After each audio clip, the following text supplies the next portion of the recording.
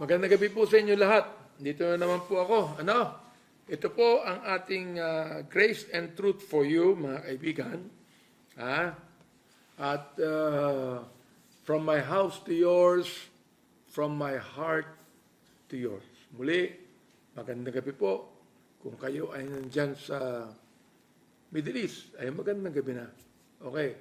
Kung nasa Europe kayo, o kayo ay nasa Amerika, particularly kayo po ay nasa East Coast, Florida, New York, ganyan, magandang umaga po sa inyong lahat dyan. Okay? Ngayon, pag-uusapan natin ngayon mga kaibigan, ang tungkol sa mga vaccines. Sapagkat, matindi na pong usapan tungkol dyan. Hindi lamang po sa ating bansa, sa buong mundo ay pinag-uusapan na. At siyempre, nauhuli tayo sapagkat doon sa Amerika, spread out na ang pag-vaccinate. No? Sa Europe, ganun din. Sa Dubai nga, sa UAE, spread out na. Tayo pa wala pa dito. Awanan pa, wawanan. Wala pa.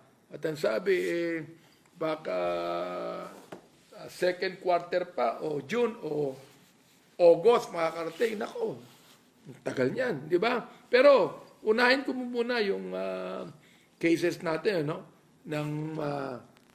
itong pinaka-current na balita po tungkol sa global cases ng coronavirus. Sa global cases po ng coronavirus, we have 93,532,517. Tako, baka abot pa na 100 milyon niya, mga kaibigan, no?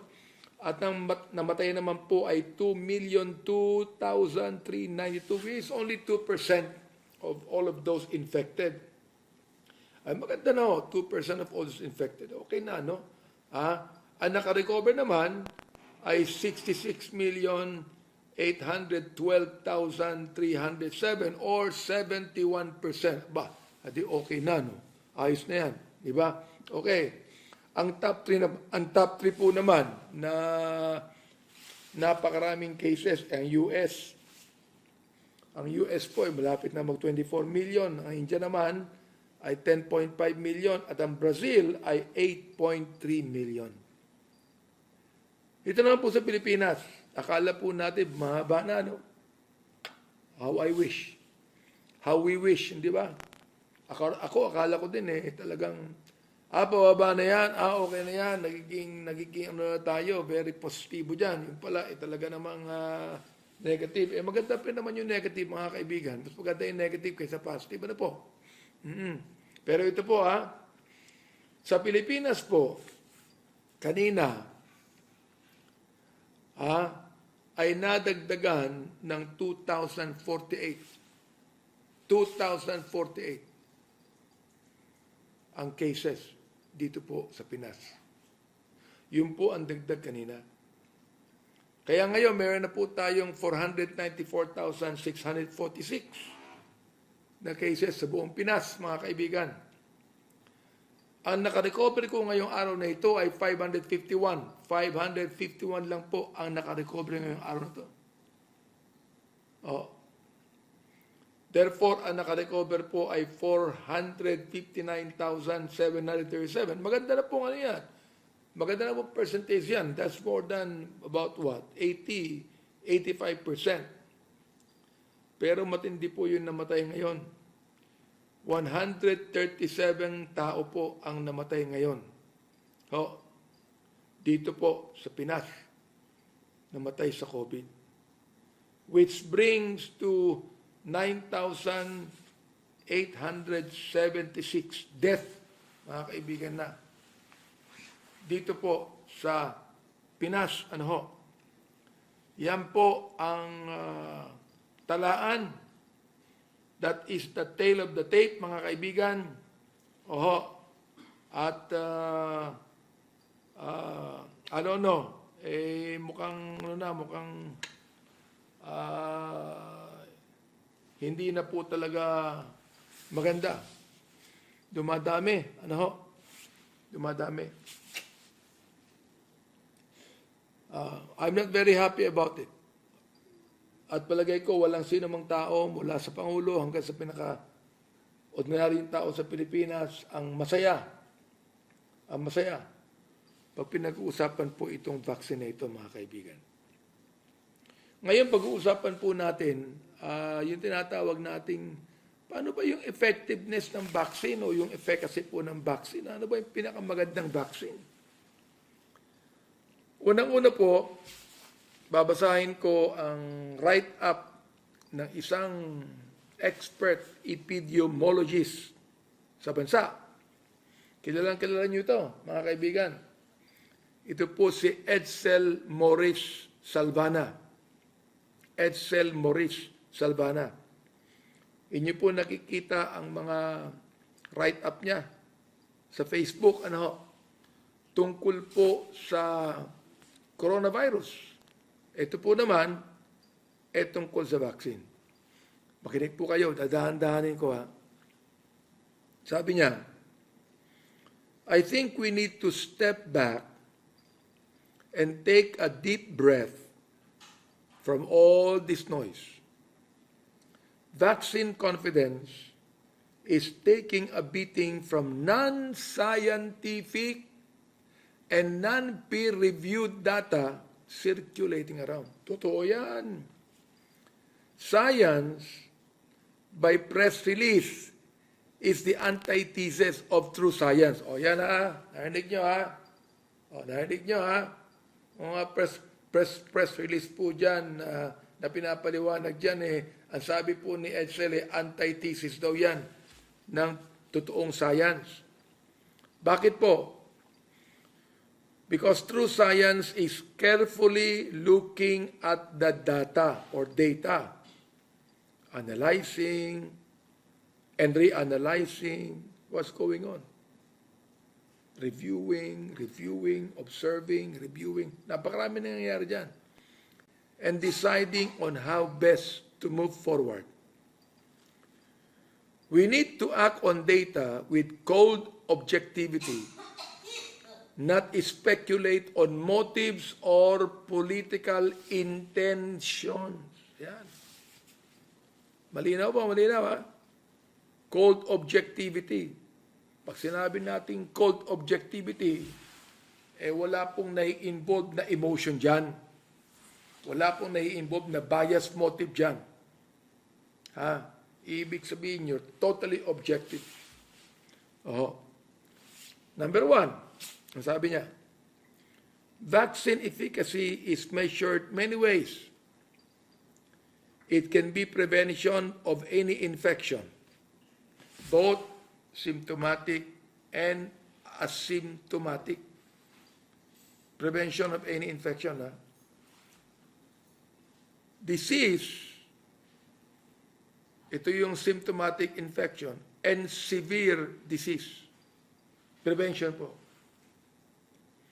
Vaccines that prevent infection are transmission blocking, while vaccines that prevent several severe diseases are disease modifying. O yan.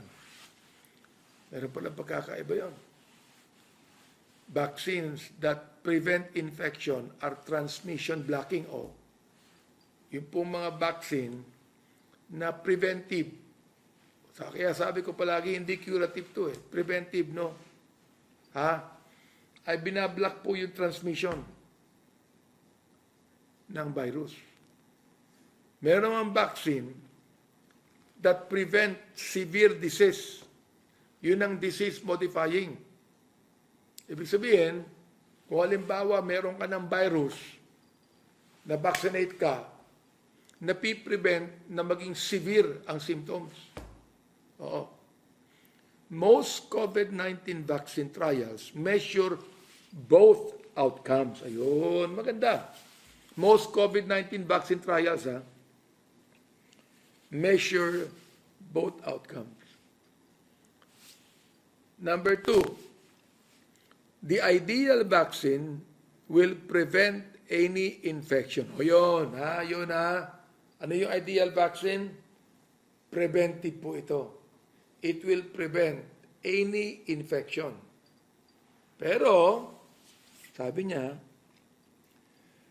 this is very difficult to measure. Since you would have to swab everyone periodically whether or not they present with symptoms. Swab periodically. In fact,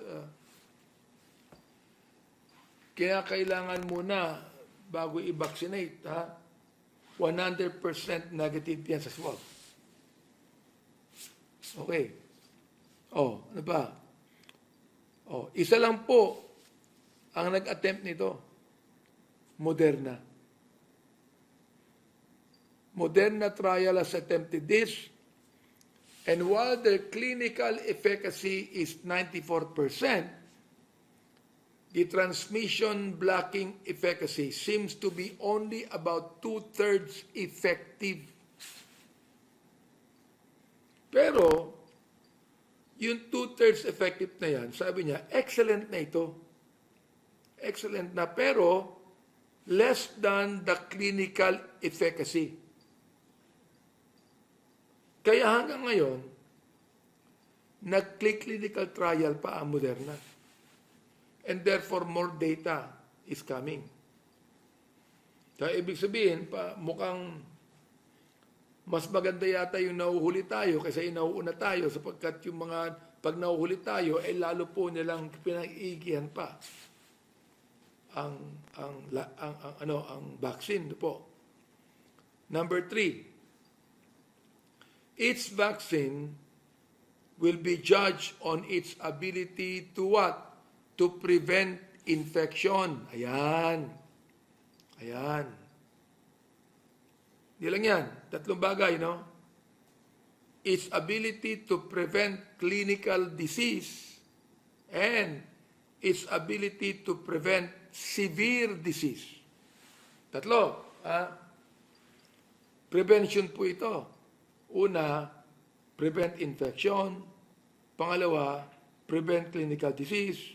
Pangatlo, prevent severe disease. Yun po yung tinatawag nating magandang vaccine. Tanong, meron na po ba nun? Ang sabi dito, a vaccine that has unknown ability to prevent transmission, 62% ability to prevent clinical disease, but 100% ability to prevent severe disease is still very useful. Oo nga naman, di ba? Okay Okay. Yung prevent transmission unknown. For example, like, na-vaccinate ka. Pero bigla na lang, nagkaroon ka ng virus. Hindi pa na nakapag-prevent ng transmission to. Pero, 62% naman ang ability niya to prevent clinical disease. Ano yun? Prolonged disease. At 100% ability to prevent severe disease. O yung nagkakaroon po talaga ng pneumonia, yung severe. Ano po? Maganda yun. Di ba? Ang sabi niya, hindi ka ba naniniwala sa akin? Sabi niya, these exact numbers are the efficacy numbers for the Astra vaccine, which has been approved in Europe. And by the way, kanina po sa aming program na Congressional Health Service, ay amin pong na-interview si Secretary Joey Concepcion. Siya po ang Presidential Assistant for yung bang economic something.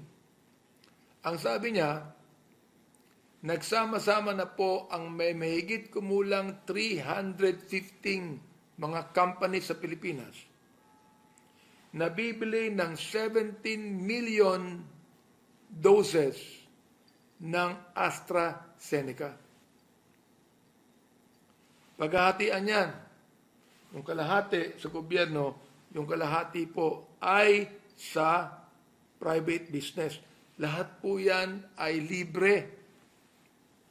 Pero alam nyo, ang sabi niya, Itong 17 million na ito, ang makikinabang lang po nito ay mga 8.5 million na tao. Ilan ba ang ating populasyon? 110 million tayo rito.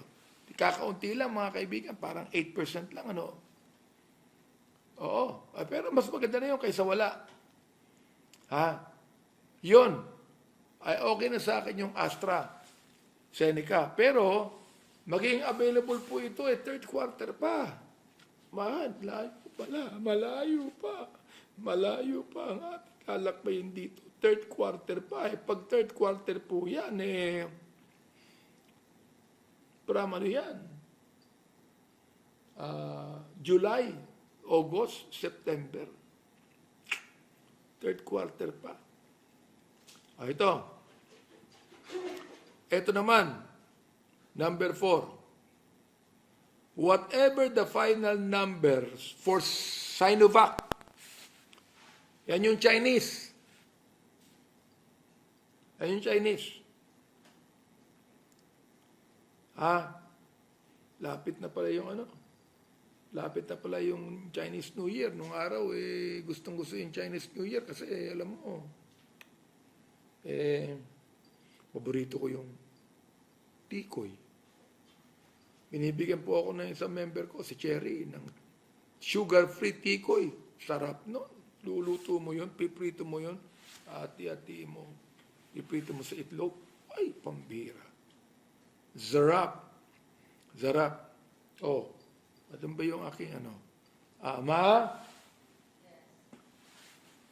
Iluto mo nga ako ng itlog. Lalaki itlog.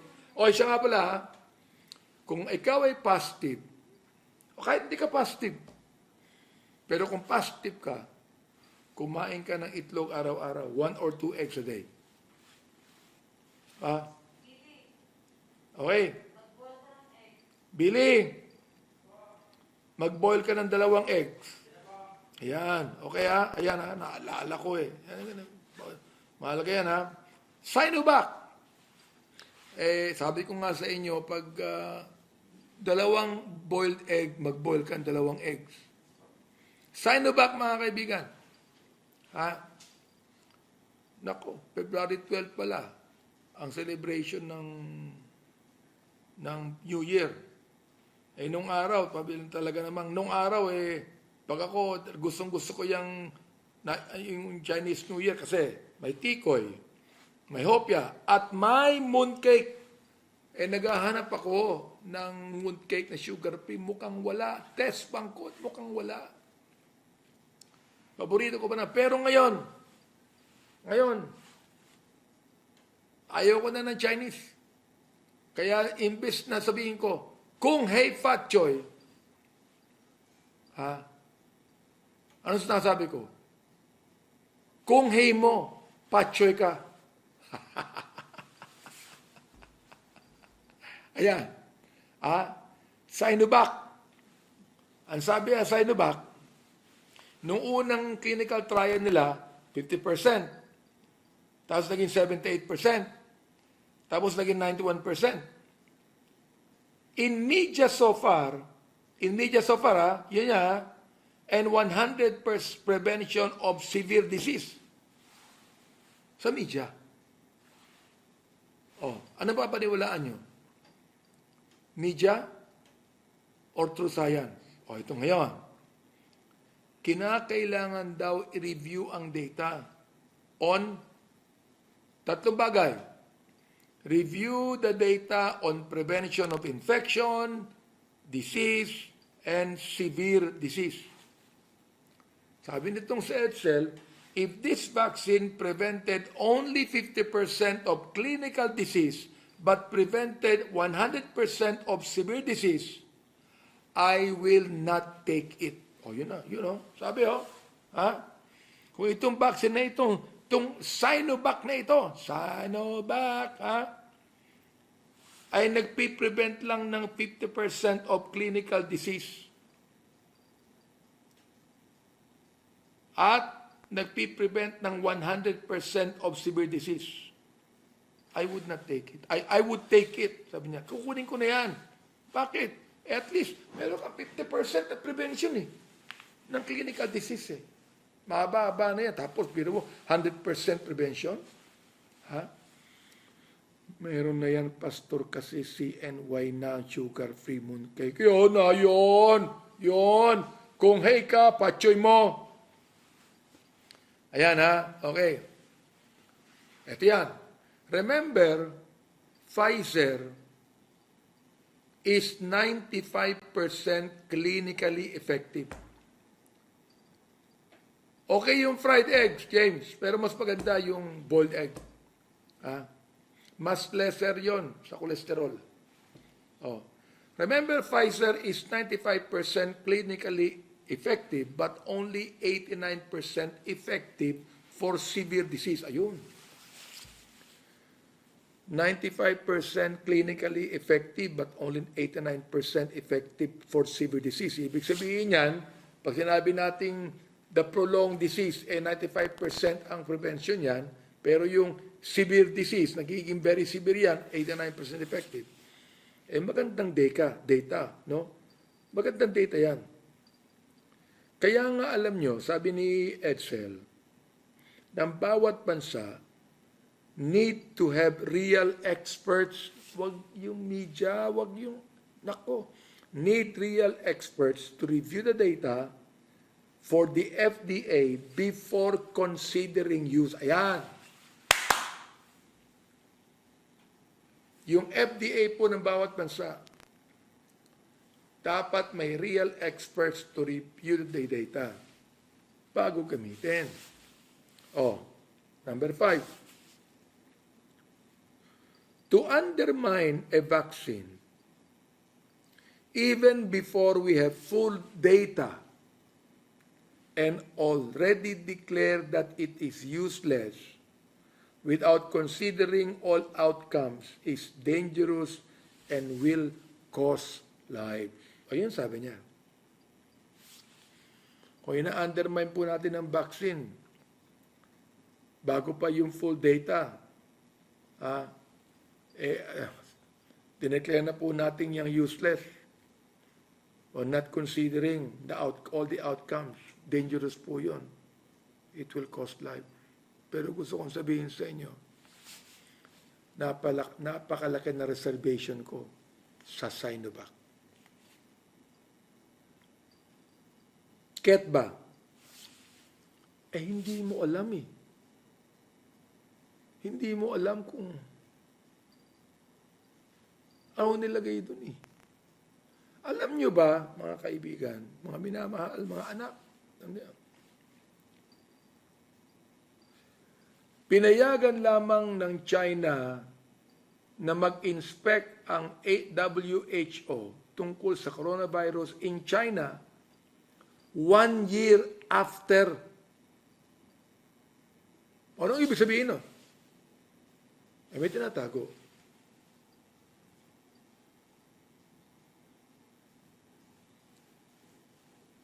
May tinatago. Di ba? Bakit? Marami na namamatay. Bakit? Bakit? Naku. Tapusin ko muna yan. Tapusin ko muna to. Especially if a vaccine that prevents severe disease is not used because it does not prevent enough mild disease for people's taste. Ako, yung severe disease, mahalaga to. So ito ang pakiusap ni Edsel. Ihinto na raw natin ang pag-atake sa vaccines. Well, hindi naman natin ina-atake lahat ng vaccines. Meron lang mga vaccine na kinakailangan, pumili tayo kung anong gusto natin. Ngayon, kung naniniwala na mas effective yung vaccine na mahuli kaysa sa vaccine na una, wag mong kunin yung unang vaccine, pero kinakailangan maingat na maingat ka.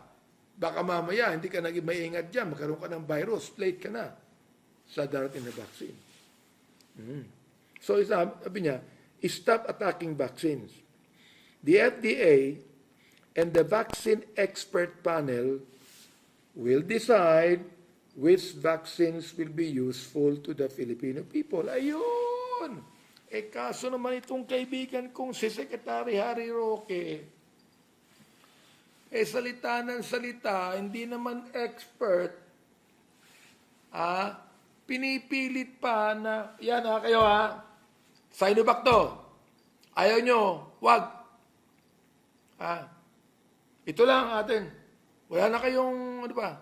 Hindi pwede yun. Kinakailangan nga FDA approved hindi pa sinasabing FDA approved yan. Yung mga expert dapat ang mag-approve yan. Hindi sinasabi yan sa media-media lang. Nako, terrible. Ang pinakamahalagang bagay dito, ito. The most important thing is to prevent death. Yan. Prevent death. And any vaccine that can do this is more than welcome. Yun. Nadali mo, Edsel. Nadali mo. So therefore, sabi niya, let us stick to the science and ignore the noise. Yun. Stick to the science and ignore the noise. So yan sabi ko lang sa inyo ito expert to, kaya alam nyo, ayaw kong magsalita ng kung ano-ano, kasi hindi naman ako expert. Na kailangan I should refer to expert people. Pangit naman po yung ko'y magkasalita dito, hindi naman ako expert dyan, mga kapatid, mga kaibigan, Okay. Kaya sabi niya rito, sabi niya rito, ano ba gusto natin? Science by press release? O yung talagang true science? Nasa inyo po. Ayan, ating pag-usapan yung Chinese. Ewan ko, baka may nakikinig sa akin ditong Chinese. Hindi yung Chinese sa Pilipinas, kasi marami tayong mga Filipino-Chinese dito mahuhusay. Marami kong kaibigan na magagaling. Yung si Ramon Ang, may lahing Chinese yan, pero yan pinakamagaling na Pinoy. Diba, nadaanan nyo na ba yung highway? Bagong elevated highway? State of the art? Gawa ng Pilipino para sa mga Pilipino. RSA po yun. Ramon, mga Chinese na magagaling. Si Henry C. Magaling po yung mga yan. Gokongwei, magaling po yung mga yan. Yung sinasabi ko, yung mga komunistang Chinese sa China, mga walang Diyos yan sabihin mo, meron akong alam na komunistang may Diyos iba yun. Komunistang naniniwala sa Diyos. Iba siguro yun. Pero in China, Russia, yan ang komunistang walang Diyos. Naniniwala sa Diyos yan. Bilib yan sa kanilang mga sarili. Ito. Sinabi ko na sa inyo, nagsimula ang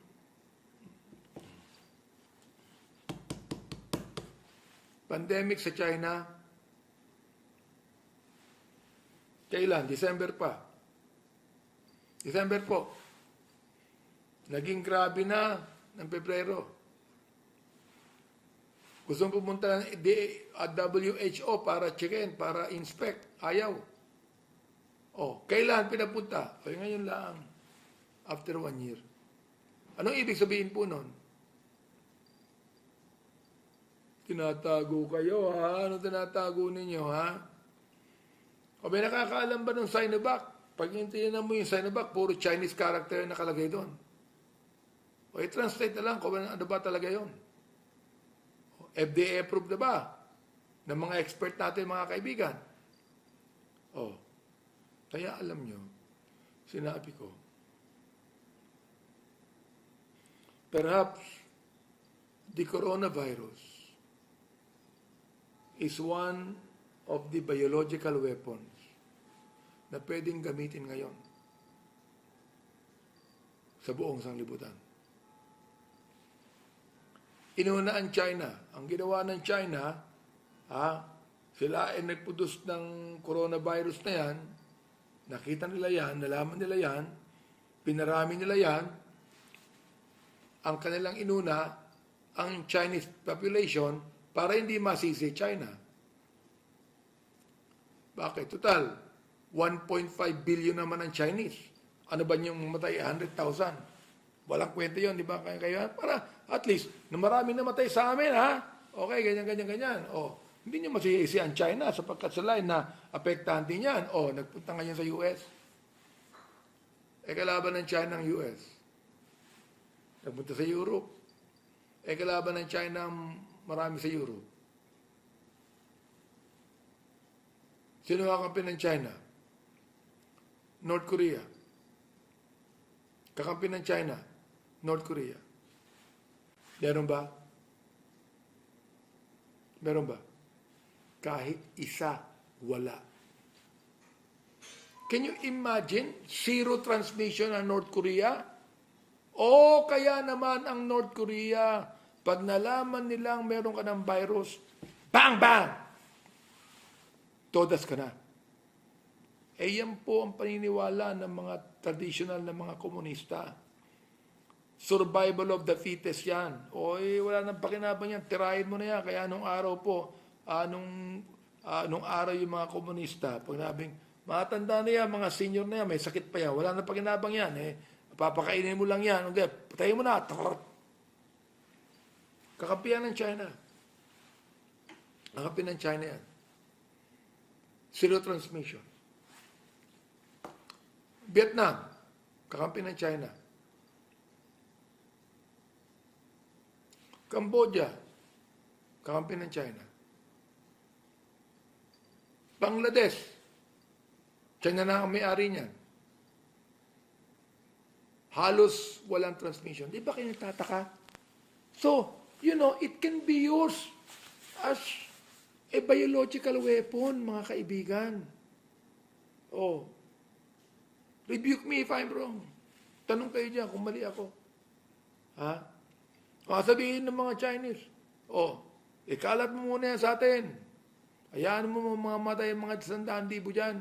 Kaya 1 million mamatay pa dyan. Ang dami-dami natin, 1.5 billion Tayo nga, nais natin mabawasan yung population natin hindi ba ang China ang nauna na one-child policy? Hindi ba? Kapag ikaw ay nagkaroon ng 2 anak, ano gagawin? Sisingilin ka na ng malaking taxes, whatever it might be. Baka katulad na yan nung araw ng mga slaughter of the innocent, parang Egypt, panahon ni Moses. Di ba? Kung hey ka, patchoy mo. Yun Kaya nakikita nyo, mga kaibigan, ang Hong Kong lumalaban po sa Communist China. Pero wala kang magagawa sapagkat Hong Kong is under a Chinese control. Magagawa pa nilang gusto nilang gawin. Pero dahilan sa nanonood ang mundo, pinapanood ang mundo, ay hindi kayang gawin ng China ang kanilang gusto talagang gawin doon sa Hong Kong. Totoo lang, nung araw, gustong-gusto ng China na kunin ng Hong Kong sapagkat iyon na magiging milking cow nila. Mayaman ang Hong Kong Mahirap sila pero ano nangyari later on? Ginaya nila ang Hong Kong. Kumanda ang Shanghai. Kumanda ang Guangdong. Kumanda ang Xiamen. Mayaman na po yung mga yan. Ngayon, ay na namin kailangan ng Hong Kong. Hindi namin kailangan ng Macau. Siya nga pala. May breaking news mga kaibigan. Have you heard of Jack Ma? Jack Ma, yung pong pinakamayamang Chinese na mukhang kengkoy. Si Jack Ma. Alam niyo si Jack Ma? Mukhang kengkoy pero ang yaman. Ang bira. Hindi na bali maging kengkoy ako basta mayaman ka, di ba? Ano ang breaking news? Nawawala. Hindi alam kung nasaan.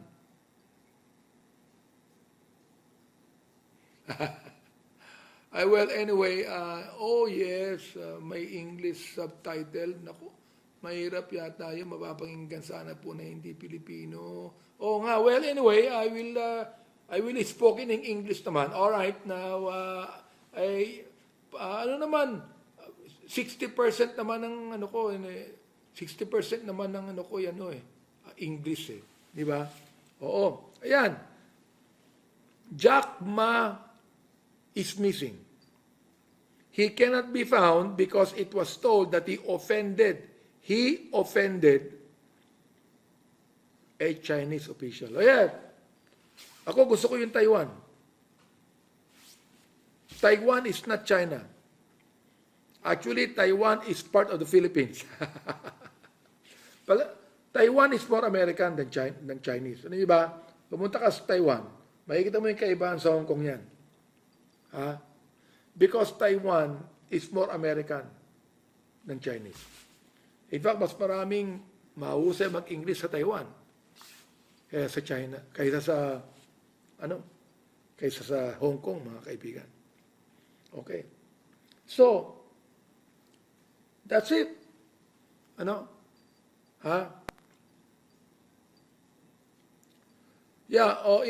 Elani, yes, we're going to speak English more later on. Don't worry about that, okay? So you can invite non-Filipinos and we could be able to really speak in English. Pero, tonight naman, I explained that for about 60% puro English yan.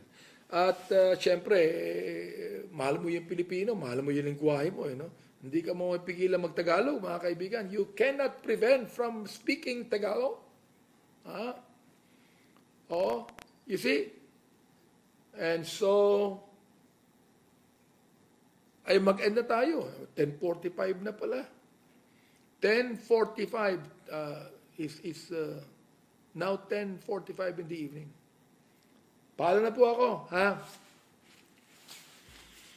Just be on the lookout. I'm going to continue my talk on the vaccines because I have another research on the vaccine. And this research naman come from the States. Kaya, is it 2 a.m. in Melbourne? Wow, 2 a.m. in Melbourne. Well, thank you, O'Neill, for watching. Even if it's 2 a.m., you're with us, Okay. So once again, to all of my friends, to all of my sons and daughters in the faith, to all of you watching Grace and Truth for You, from my house to yours, from my heart to yours. Good evening to all of you. Take care. And by the way, cold front in the Philippines will still be there. In fact, here in Metro Manila, especially here in Alabang, the Pag-asa said that it will go down to 18 degrees centigrade. And that is about 60 degrees Fahrenheit. In Baguio, it's 9 degrees centigrade. It's in Atok Benguet, it is 4 degrees centigrade. Pag nag-0 degrees yan, pwede mag-snow, but it will not snow in the Cordillera because it's quite humid, but it will frost. The streets will be ice. After talking about the vaccine, we might talk about the weather. And how is it related to biblical prophecy? Okay? So once again, I want to thank you for watching. Thank you for being with me. Thank you so much. Okay? And may the Lord bless you. Have a good night's sleep. Okay? Have a good night's sleep. God bless you. Relax. Bye-bye. Kakainin ko na yung boiled egg ko.